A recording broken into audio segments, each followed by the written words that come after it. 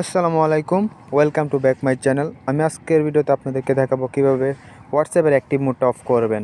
So যারা ভাবছেন active মোডটা কীভাবে অফ করবেন হোয়াটসঅ্যাপের, তো ভিডিওটা আজকে তাদের জন্য। তো ভিডিওটি টানাটানি না করে সম্পূর্ণ ভিডিওটি দেখবেন। সো হোয়াটসঅ্যাপে যাওয়ার পরে আপনাকে যে কাজটি করতে হবে অ্যাক্টিভ মোড অফ করার জন্য, এখানে দেখতে পাচ্ছেন ওপরে একটা থ্রি ডট নামে একটা অপশন আছে, এখানে ক্লিক করবেন।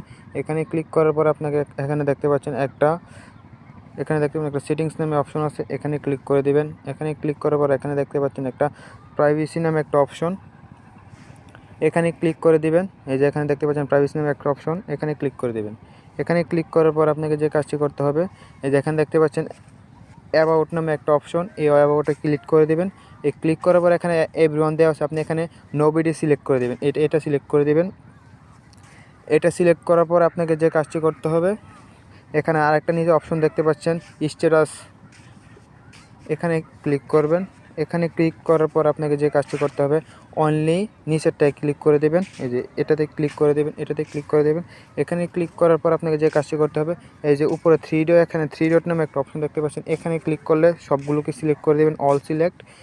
যতগুলোকে সিলেক্ট করবেন ততগুলো এখানে, এই যে এখানে দেখতে পাচ্ছেন। তারপর এখানে দেখতে পাচ্ছেন নিচে একটা দেখতে পাচ্ছেন টিক চিহ্ন আছে, এখানে ক্লিক করে দেবেন। এখানে ক্লিক করে দিলে আপনারটা হয়ে গেছে, সেটিংসটা আপডেট হয়ে গেছে। সো এই কাজটা করলে আপনার অ্যাক্টিভ মোডটা আর কেউ দেখতে পারবে না। সো ভিডিওটি ভালো লাগলে লাইক করে চ্যানেলটি সাবস্ক্রাইব করে দেবেন।